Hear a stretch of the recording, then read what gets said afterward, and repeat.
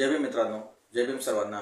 मी राहुल कुमार आपलं सर्वांचं स्वागत करतो आज बहुजन संघटक या यूट्यूब आणि फेसबुक चॅनलवर। मित्रांनो, डॉक्टर बाबासाहेब आंबेडकर लिखित बुद्ध आणि त्याचा धम्म या ग्रंथाचे आपण वाचन करत आहोत। आतापर्यंत आपण 3 भाग बघितले आहेत। आज आपण चौथा भाग बघतोय। तर मागील भागात आपण सिद्धार्थ गौतमाच्या शिक्षणापर्यंत होतो। आता सिद्धार्थ गौतम याचा पुढचा प्रवास कसा होता याबद्दल आपण बघू। जेव्हा जेव्हा सिद्धार्थ आपल्या पित्याच्या शेतावर जात असे तेव्हा तेव्हा काही काम नसेल तेव्हा तो एकांत स्थानी जाऊन ध्यानधारणा करण्यात मग्न होत असे। सिद्धार्थाला मानसिक गुण विकासाच्या शिक्षणाची सर्व साधने उपलब्ध करून देताना क्षत्रियाला साजेसा अशा सैनिक शिक्षणाकडे कोणतेही दुर्लक्ष करण्यात आले नव्हते।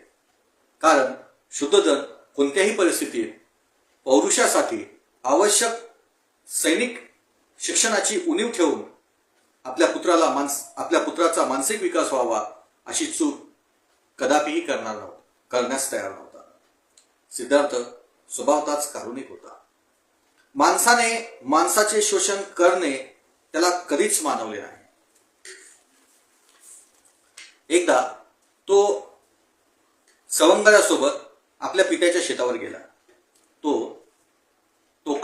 तेथे त्याला तोकड्या वस्त्रांनिशी रखरखत्या उन्हात शेत नांगरणारे बांधबंदिस्ती करणारे वृक्ष तोडणारे श्रमिक दिसले। ते दृश्य पाहून त्याचे हृदय भरून आले। एका माणसाने दुसऱ्याचे शोषण करावे हे उचित आहे काय असा प्रश्न त्याने आपल्या सवंगड्यांना केला। श्रमिकांनी श्रम करावे आणि स्वामींनी त्याच्या श्रमाची फळे भोगावी हा न्याय कसा होऊ शकतो? काय बोलावे हे त्याच्या मित्रांना समजलेच नाही। कारण त्यांचा जीवनाच्या परंपरागत तत्वज्ञानावर विश्वास होता। हे तत्वज्ञान म्हणजे श्रमिक सेवेसाठी जन्माला आला आहे आणि स्वामीची सेवा चाकरी करणे ही त्याची नीती आहे। शाक्य वप्रमंगल नावाचा उत्सव साजरा करीत असत। पेरणीच्या प्रसंगी साजरा केला जाणारा हा एक ग्रामीण उत्सव होता। या दिवशी प्रत्येक शाक्याने स्वतःचे शेत स्वतः नांगरावे ही प्रथा होती। या प्रथेचे पालन सर्वांना अनिवार्य होते। सिद्धार्थाने या प्रथेचे पालन केले। तो स्वहस्ते आपली शेतजमीन नांगरत असे। जरी सिद्धार्थ बुद्धिमान होता तरी त्याला शरीर श्रमाची घृणा नव्हती। तो क्षत्रिय कुलोत्पन्न होता। त्याला धनुर्विद्या अवगत होती। अन्य शस्त्रविद्येत तो प्रवीण होता। तरीही त्याला अकारण प्राणीमात्रांना ठार मारणे आवडत नसे। तो मृगया दलासोबत मृगयेस म्हणजे शिकारीस जाण्यास नकार देत असे। त्याचे मित्र त्याला म्हणत, तुला वाघाची भीती वाटते काय? व्यंग दाखवीत तो म्हणत असे, मला माहित आहे तुम्ही वाघांची मृगया म्हणजे शिकार करणार नाही। तुम्ही निरुपद्रवी अशा मृगांची सशांची शिकार करणार आहात। म्हणजे जेव्हा त्याचे मित्र त्याला म्हणत होते की तुला वाघाची भीती वाटते काय, तेव्हा सिद्धार्थ त्यांना व्यंग दाखवीत म्हणत असे की तुम्ही मला माहित आहे तुम्ही काही वाघाची शिकार करणार नाही आहेत। तुम्ही गरीब जे प्राणी असतात, ससे असतात, त्यानंतर मृग असतात, ह्यांची तुम्ही शिकार करणार आहात। मग काय म्हणत होते? पुढे काय म्हणतो त्याचे मित्र, हवं तर तू मृगयेत सहभागी होऊ नकोस, पण तुझे मित्र कसा अचूक लक्षवेध करतात निदान ते पाहायला तरी तू ये। अशी निमंत्रणेही सिद्धार्थ नाकारीत असे। तो म्हणे, मला गरीब निरुपद्रवी प्राण्यांची हत्या होताना पाहणे आवडत नाही। सिद्धार्थाच्या या व अशा प्रवृत्तींविषयी प्रजापती गौतमीला खूप चिंता वाटत होती। ती त्याच्याशी युक्तिवाद करीत असे। ती म्हणाली, तू हे विसरतोस की तू क्षत्रिय आहेस। युद्ध करणे हे तुझे कर्तव्य आहे आणि युद्ध कला मृगयेनेच अवगत होऊ शकते। मृगयेने अचूक लक्षवेध साध्य करता येतो। लढवय्या वर्गासाठी मृगया म्हणजे प्रशिक्षण शाळाच होय। म्हणजे त्याची आई त्याला क्षत्रिय धर्माचा जो काही पालन करण्यास क्षत्रियांनी केला पाहिजे त्याविषयी त्याला मार्गदर्शन करेल। परंतु सिद्धार्थ ते ऐकत नसे। त्यावेळी सिद्धार्थ बरेचदा गौतमीला विचारत असे, परंतु माते क्षत्रियाने युद्ध का करावे? आणि गौतमी उत्तरेत असे, कारण ते त्याचे कर्तव्य आहे. तिच्या या उत्तराने सिद्धार्थाचे कधीच समाधान होत नसे. तो गौतमीला विचारत असे, मला सांग की माणसाने माणसाला ठार मारणे हे माणसाचे कर्तव्य कसे होऊ शकते? गौतमी प्रतिवाद करायची, ही अशी वृत्ती संन्याशाला शोभते, परंतु क्षत्रियाने लढलेच पाहिजे. जर ते लढले नाहीत तर राज्याचे रक्षण कोण करणार? असा प्रतिवाद ती घाली. सिद्धार्थ काय म्हणे, परंतु माते, जर सर्व क्षत्रिय एकमेकांवर परस्परांवर प्रेम करू लागले, एक दुसऱ्यासोबत प्रेमाने राहू लागले, तर हत्या न करताही त्यांना आपापल्या राज्याचे रक्षण करता येऊ शकणार नाही काय? सिद्धार्थ विचारत असे, असे प्रश्न सिद्धार्थ विचारत असे. गौतमी अशा प्रश्नावर निरुत्तर होईल आणि त्याला त्याच्या या मनस्थितीत सोडून जात असे. ज्ञानधारणेत सहभागी होण्यासाठी तो आपल्या मित्रांना प्रेरित करीत असे. तो त्यांना ध्यानासाठी योग्य प्रकारे आसन मांडण्यास शिकवित असे. विशिष्ट विषयांवर चित्त केंद्रित करून आपण चित्त एकाग्र करण्याचे धडे देत असे. तो त्यांना निवडक विषयावर लक्ष केंद्रित करण्यास उपदेश करीत असे. मी सुखी होवो, माझे गणगोत सुखी होवोत, सर्व प्राणी मात्र सुखी होवोत. त्याचे मित्र ही बाब मनाला लावून घेत नसत, ती त्याला हसत असत. डोळे लावून ते ध्यानाच्या विषयावर ध्यान केंद्रित करू शकत नव्हते. त्याऐवजी त्यांच्या मनच्चक्षुंपुढे मृगांची मृगया दिसत असे आणि पंचपक्वानांची ताटे दिसत असत.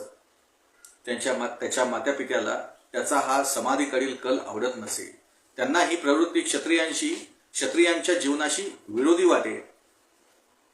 सिद्धार्थाचा असा दृढ विश्वास होता की योग्य विषयाची ध्यानधारणा केल्यास जगात सर्वत्र मैत्री भावना विकसित होऊ शकते. तो आपल्या मुद्द्यांचे समर्थन करीत असे.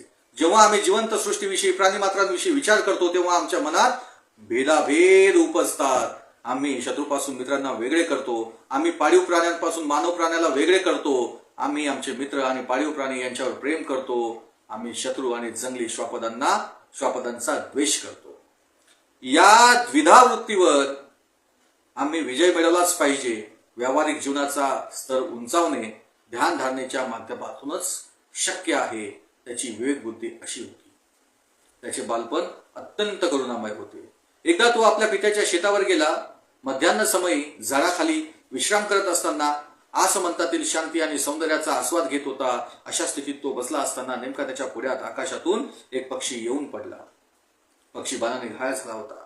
बाण पक्षाच्या शरीरात खोलवर रुतला होता. वेदनांनी तो तडफडत होता.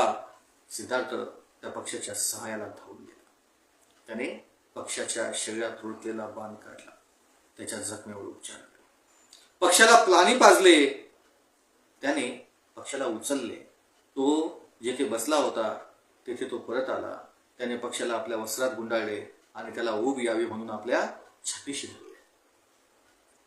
या निरपराध पक्षाला कोणी मारले असावे याचे सिद्धार्थाला आश्चर्य वाटले.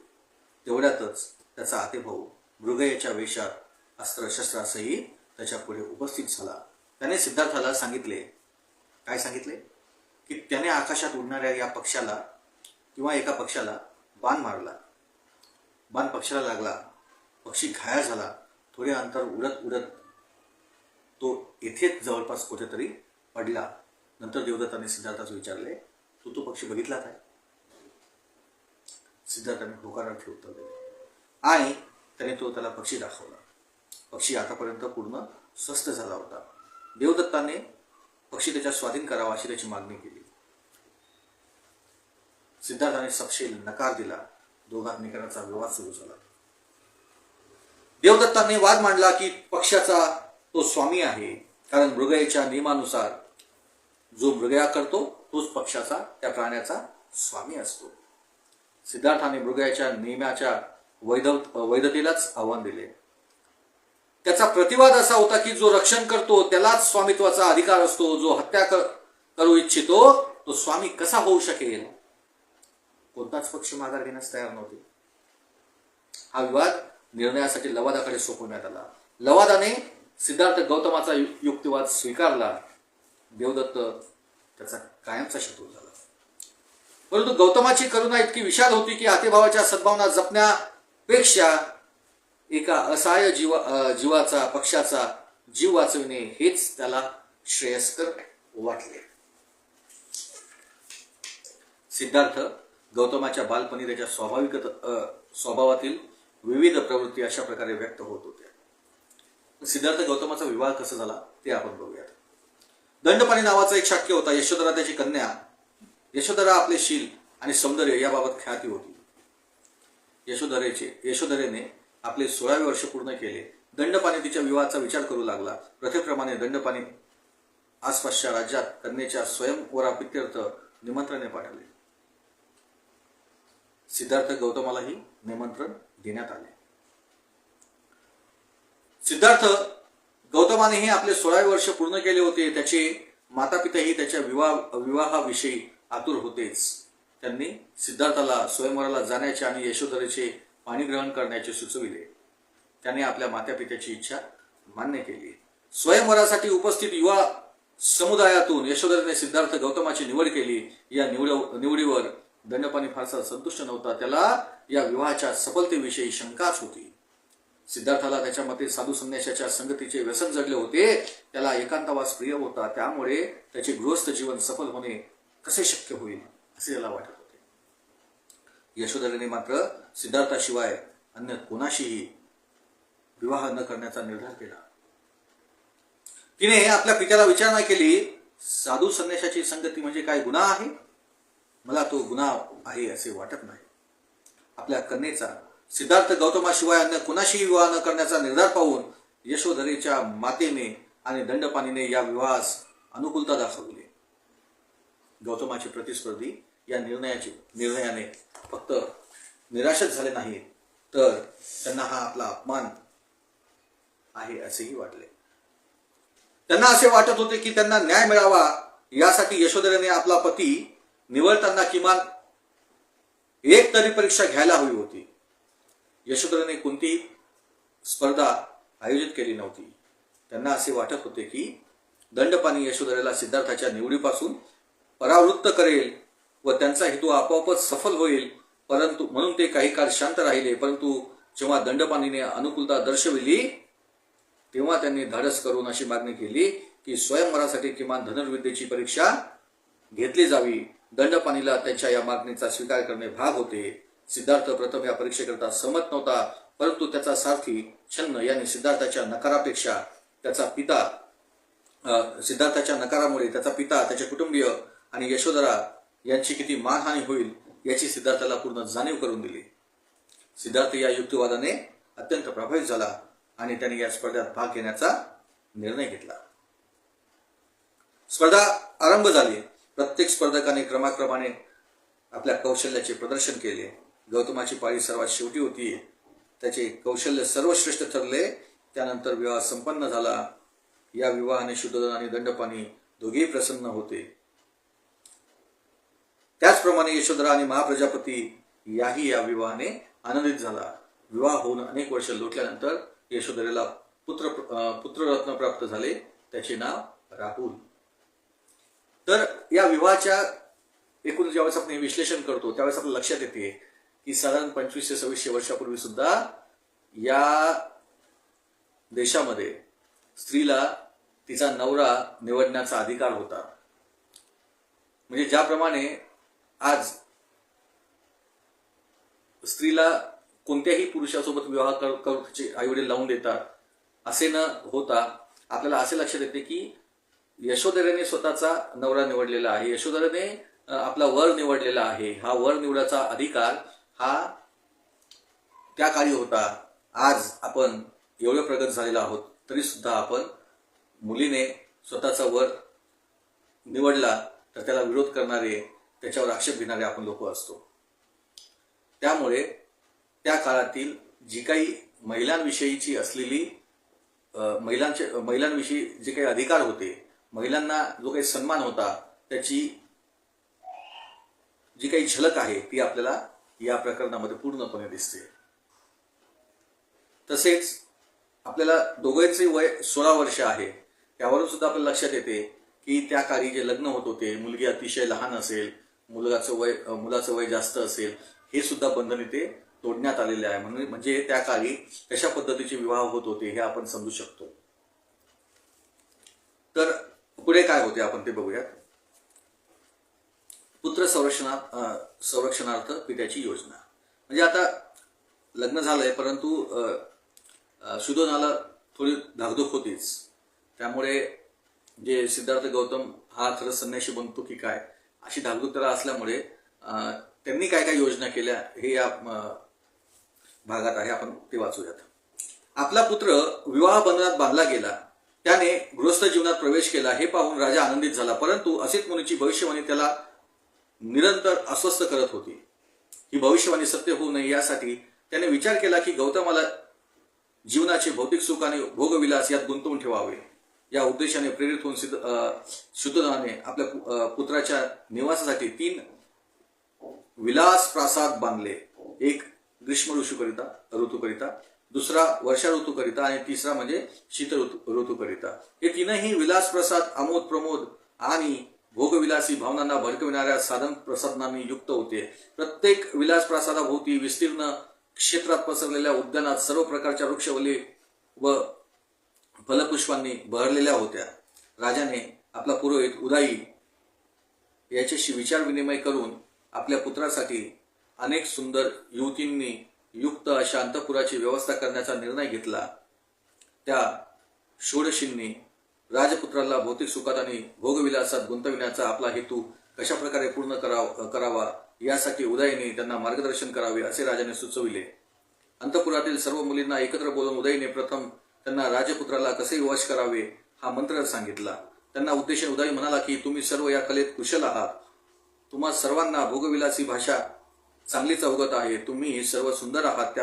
तुमचे हावभाव चित्ताकर्षक आहेत. तुम्ही तुमच्या कलेत निपुण आहात. त्या तुमच्या मोहनी अस्त्रांनी तुम्ही ज्यांनी आपली कामतृष्णा जिंकली आहे अशा संन्याशालाही विचलित करू शकता. ज्यांना दिव्य अप्सराच मोहात पाडू शकतात अशा देवतांनाही तुम्ही आपल्या मोहपाशात गुंतवू शकता. तुमचे हृदयीच्या भावना व्यक्त करणारे कौशल्य, तुमचे लोभस्वाने रूप, तुमचे भुरळ पाडणारे हावभाव, तुमचे मोहक सौंदर्य स्त्रीलाही मोहात पाडू शकते. पुरुषाची तर बिशात काय. आपापल्या कलेत तुम्ही एवढ्या निष्णात आहात की राजपुत्राला आपल्या मोहपाशात बांधणे, त्याला भुरळ पाडणे, त्याला यवनानुरूप सौंदर्याचा दास बनविणे तुमच्या आटोक्याच्या बाहेर नसणार. लज्जा संकोचाने नजर खाली करणे नवपरिणित वधूलाही शोभा देते, तुम्हाला नव्हे. हा वीर जरी आपल्या ऐश्वर्य संपन्न तेजाने महान असला तरी स्त्रीशक्ती महान आहे हाच तुमचा संकल्प असला पाहिजे. पुरातन काळी देवतांनाही ज्यावर विजय प्राप्त करणे अशक्य होते अशा संन्याशाला काशीच्या एका सौंदर्यवती गणिकेने पथभ्रष्ट केले आणि आपल्या चरणाशी लोळण देण्यास भाग पाडले. आणि ज्याने अत्यंत कठोर तपश्चर्या केली अशा महान तपस्वी विश्वामित्राला घृताची नावाच्या अप्सरेने 10 वर्षापर्यंत आपल्या मोहपाशात गुंतवून ठेवले आणि आपला बंदी म्हणून जंगलात वास्तव्य करण्यास भाग पाडले. अशा प्रकारे अनेक ऋषीमुनींनी आपल्या तपस्या ऋषीमुनींनी अशा प्रकारे अनेक ऋषीमुनींची तपस्या सौंदर्यवतींनी भंग केली. या सुकोमल राजपुत्राने तर नुकतेच तारुण्यात पदार्पण केले आहे. मग त्याची काय कथा.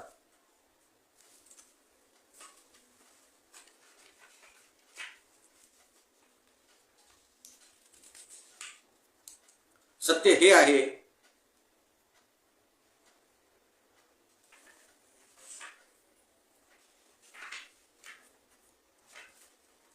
सत्य हे असे आहे, करिता राजघराण्याची वंशपरंपरा खंडित होऊ नये म्हणून तुम्ही धैर्याने आपली शक्ती पणाला लावली पाहिजे. सामान्य स्त्रीने सामान्य पुरुषाला वश करावे यात काय नवल. परंतु स्त्री ही धन्य आहे जी श्रेष्ठ, कठोर, असाधारण आणि असामान्य पुरुषाला वश करू शकते. अशा प्रकारे उदयीने त्या स्त्रियांना मार्गदर्शन केलं. मग पुढे काय. पुढे काय होतं हे फार महत्वाचं आहे. उदाईचे बोल त्यांच्या हृदयाला भिडले आणि राजपुत्राला वशीभूत करण्यासाठी त्यांनी आपली सर्व शक्ती पणाला लावण्याचा निर्धार केला, इतका की आपल्या वास्तविक शक्तीपेक्षाही त्या उंचावल्या. परंतु त्याचे भ्रुभंग, नेत्रकटाक्ष व त्यांचे मोहून घेणारे हावभाव, त्यांचे स्मित, त्यांच्या नाजूक हालचाली एवढे सर्व असूनही त्या युवतींना आपण राजपुत्राला वश करू शकू असा विश्वास वाटत नव्हता. परंतु राजपुत्राचा मृदू स्वभाव, राजपुरोहिताचा आदेश आणि सुरेचा मद व प्रेम यांची शक्ती यामुळे षोडशींनी आपला गमाविलेला आत्मविश्वास पुन्हा प्राप्त केला. म्हणजे त्या युवतींना पण तो विश्वास नव्हता, परंतु उदयीने जे काही समजावून सांगितलं त्यामुळे थोडासा त्यांच्यामध्ये आत्मविश्वास आला होता. त्या युवती आपापल्या कार्यात मग्न झाल्या. हिमालयाच्या वनात मत्त हत्तीनीच्या कल्पात मुक्त विहार करणाऱ्या गजराजासारखी त्यांनी राजपुत्राची अवस्था केली. आनंदवनात कोमलांगीच्या सहवासात विचरणारा राजपुत्र दिव्यवनात अप्सरांच्या समूहात विचरणाऱ्या सूर्यासारखा भासत होता. त्यांच्यापैकी काहींनी कामातुर होऊन आपल्या पूर्ण विकसित पुरोधांचा उत्कट स्पर्श होईल अशा प्रकारे त्याला पुन्हा पुन्हा आलिंगनबद्ध केले. काहींनी अडखळल्याचा अभिनय करून त्याला एकदम घट्ट आलिंगन दिले. काहींनी त्याच्या खांद्यावर आपला भार टाकला आणि आपल्या लतासदृश्य नाजूक बाहूंचा त्याला विळखा घातला. काही आपल्या सुगंधित मुखाने आणि रक्तपर्ण ओष्ठांनी त्याच्या कानात आपले गुपित सांगण्याचा प्रयत्न करू लागल्या. काहींनी सर्वांगाला सुगंधित द्रव्य माखून त्यांचे हात आतुरतेने आपल्या हातात देऊन माझी पूजा येथे बांधा अशी आज्ञा केली.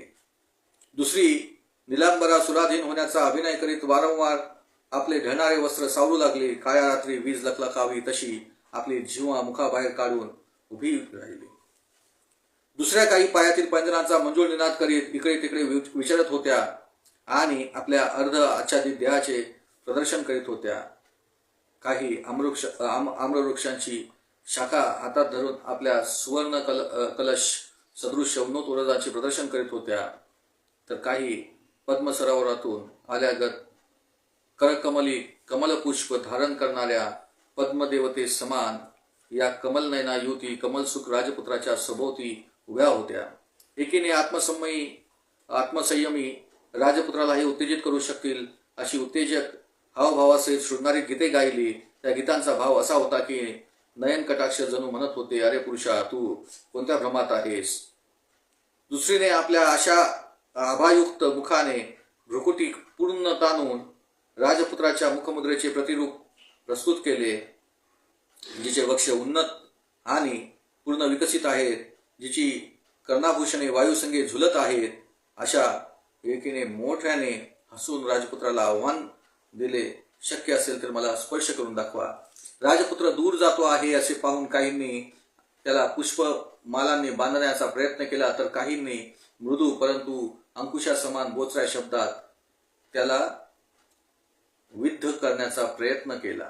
दुसरीने करकमली आम्रशाखा धारण करीत कामातुर होऊन राजपुत्राला युक्तिवादासाठी आव्हान देत विचारले की हे पुष्प कोणाचे आहे. दुसरी पुरुषी आवाजात राजपुत्राला म्हणाली, हे श्रीजित, जा आणि पृथ्वी पादांकरात कर. दुसरी नीलपद्माचा गंध घेत नयनभराने घायल करीत स्वतः उत्तेजित झाल्यासारखे काहीशा अस्पष्ट आवाजात राजपुत्राला विचारती झाली, हे स्वामी, मधुगंध पुष्पाच्छादित या आम्रवनात जणू सुवर्णाच्या पिंजऱ्यात कैद असल्यागत मुग्ध होऊन कोकिळा गान करीत आहेत. आपण तिकडे पहावे. स्वामी, या आणि हा अशोकवृक्ष पहा. जणू प्रेमीयुगुलांचा शोकवर्धनाचे प्रतीकच येथे मधुमक्षिका प्रेमदग्ध होऊनच गुंजारव करीत आहेत असे वाटते. आणि हा तिलक वृक्ष पहा. हा तिलक वृक्ष कृशतनू आम्र लतिकेने आपल्या कवितच घेतला आहे. हा फुलारलेला कुरबक वृक्ष बघा.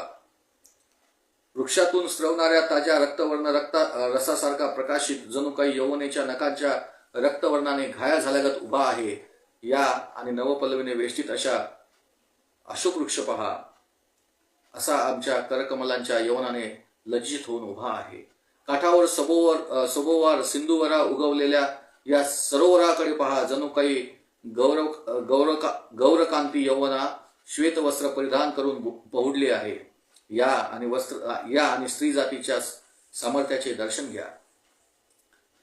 ती गुलाबवर्ण हंसिनी पहा, जशी जलक्रीडेत मग्न आहे, आणि तिचा तो प्रियकर पहा, कसा तिच्या पाठोपाठ विचारतो आहे, जणू काही तिचा दासच. या आणि मत्त नर कोकिळाचे गान ऐका, त्याचबरोबर मादी कोकिळेचे स्वर ऐका, अशी स्वच्छंदपणे साथ देत आहे हे सारं विसरून. मी किती शहाणा आहे अशा विचारात सतत मग्न असणाऱ्या बुद्धिमंताच्या विचाराऐवजी पक्ष्यांमधील वसंत ऋतुजन्य कामोन्मादाचा थोडा तरी अंश आपणात असता तर किती बरे झाले असते. अशा प्रकारे प्रेमसक्त कोमलांगींनी राजपुत्राला वश करण्यासाठी त्याच्यावर सर्व प्रकारच्या अस्त्रांचा वर्षाव केला. रतिसौंदर्याची एवढी आक्रमणे होऊन सुद्धा ज्याने आपल्या इंद्रियांवर आत्मसंयमाने विजय संपादन केला, असा राजपुत्र प्रसन्न होणे तर दूरच त्याने स्मित देखील केले नाही. लग्नांच्या वास्तवतेचा परिचय झाल्याने राजपुत्र एकाग्र चित्ताने विचारात मग्नच राहिला. राजपुत्राला असे वाटत होते की या स्त्रियात असे कोणते न्यून आहे, त्यांना एवढेही कळत नाही की यौवन हे चंचल आहे, क्षणभंगूर आहे, आणि वार्धक्य सर्व शरीर सौंदर्याचा नाश करणारे आहे. अशा प्रकारे हा लपंडवाचा खेळ महिनोगंती वर्षोगंती चालत राहिला, पण परिणाम मात्र शून्यच होता. एकूण राजपुत्राला या सर्व स्त्रिया युवती वश करण्यात अपयशी ठरल्या. मग काय होतं ते आपण बघूया. नवयवना असफल झाल्या. राजपुत्राने यौवनात कोणतीही रुची दाखवली नाही याची उदाईला खात्री झाली. नीतिकुशल उदाईने राजपुत्राशी स्वतःच वार्तालाप करण्याचा निश्चय केला. एकांतात राजपुत्राची भेट घेऊन उदाई राजपुत्राला म्हणाला, राजाने मला आपला योग्य मित्र म्हणून नियुक्त केले आहे. मी तुमच्याशी मित्र हृदयाने बोलू इच्छितो. अशा प्रकारे उदाईने वार्तालाप आरंभ केला. अहिरकारी कृत्यापासून परावृत्त करणे, हितकारी कृत्यासाठी प्रवृत्त करणे आणि संकटकाळी साथ न सोडणे हीच खऱ्या मित्राची लक्षणे होत. जर मी आपला खरा मित्र असल्याचे अभिवचन दिल्यावरही आपण पुरुषाच्या पुरुषार्थापासून विमुख होत असताना आपणास त्यापासून परावृत्त केले नाही, तर मी माझ्या मैत्रीधर्मापासून दूर झालो आहे असा त्याचा अर्थ होईल. छलकपटानेही स्त्रीला वश करणे योग्य आहे. त्यायोगे संकोच दूर होतो आणि स्वतः आनंद उपभोगता येतो. स्त्रीचा आदर करून त्यांच्या इच्छांची पूर्ती करून स्त्री हृदय जिंकता येते. सद्गुण प्रेमास कारण आहेत यात शंकाच नाही. स्त्री आदराची चाहती आहे. हे विशालाक्ष आपण सुंदर आहात, शालीन आहात, अनिच्छेने का होईना आपण त्यांच्या प्रति शालीनतेचा व्यवहार करून त्यांना प्रसन्न करण्याचा प्रयास करणार नाही का? दाक्षिण्य स्त्रीचा गुण आहे. दाक्षिण्य स्त्रीचा अलंकार आहे. स्त्री दाक्षिण्याची चाहती आहे. दाक्षिण्याशिवाय सौंदर्य म्हणजे जणू पुष्पविहीन वाटिकाच. परंतु फक्त दाक्षिण्याचा उपयोग काय? दाक्षिण्याचा हृदयीच्या भावनांची मेळ झाला पाहिजे. ज्याची प्राप्ती कठीण आहे असे भौतिक सुख जेव्हा आपणास सहज प्राप्य आहे, तेव्हा तुम्ही त्यांचा अवेद करणार नाही हे निश्चित. काम हाच पुरुषार्थ मानून प्राचीन काळी इंद्राने गौतमीची पत्नी अहिल्या हिला वश केले. अशाच प्रकारे अगस्त्य ऋषीने सोमभार्या रोहिणीला वश केले. श्रुतीनुसार लोपमुद्रेसोबतही हेच घडले. अशाच प्रकारे औतथ्य भार्या मरुतकन्या ममता हिचेशी महर्षी बृहस्पतीने सहवास केला आणि भारद्वाजाचा जन्म झाला. अर्घ्य अर्पण करत असताना बृहस्पतीच्या भार्येला चंद्राने ग्रहण केले आणि दिव्य बुध प्रसवला. अशाच प्रकारे कामपीडेने प्रेरित होऊन पाराशरने यमुने काठी वरुण पुत्राची पुत्री काली हिचेशी सहवास केला. कामज्वराने पीडित होऊन ऋषी वशिष्ठाने तिरस्कृत अशा कनिष्ठ जातीतील अक्षमाला नावाच्या स्त्रीशी सहवास केला आणि कपिंजलाद नावाचा पुत्र जन्माला आला. आणि राजर्षी ययातीने आपले यौवन ओसरले आहे याची जाणीव असतानाही चैत्र रथवनात अप्सरा विश्वाची तिच्यासोबत सहवास केला. आणि कौरव राजा पंडू त्याला भार्येशी समागम केल्याने आपला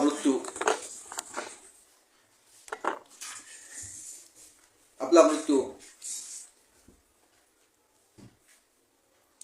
आणि राजा कौरव पंडू त्याला भार्येशी समागम केल्याने आपला मृत्यू अटळ आहे याची जाणीव असतानाही तो आपली भार्या माद्री हिच्यासोबत रूपगुणानुसार मुग्ध झाला आणि तिच्याशी रममान झाला. अशा प्रकारे या महान पुरुषांनी आपल्या कामभोगाची पूर्ती निंदनीय मार्गाने सुद्धा केली. प्रशंसनीय मार्गांनी अशा इच्छांची पूर्ती होणार असेल तर त्यात दोष कोणता? तरीही तुमच्यासारखा स्वस्थ सौंदर्यवान शक्तिसंपन्न पुरुष ज्याचा सर्व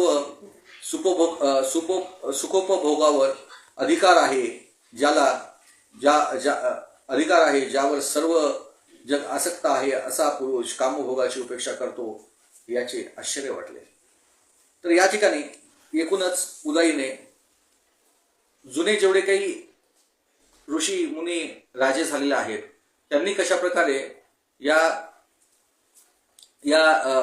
स्त्रियांना ते वश झाले या पद्धतीचे वर्णन सांगून सिद्धार्थाला समजवण्याचा प्रयत्न केला. आणि मग या राजपुत्राचे सिद्धार्थाचे काय उत्तर होते हे आपण पुढील भागात बघू. धन्यवाद. जय भीम, जय भारत.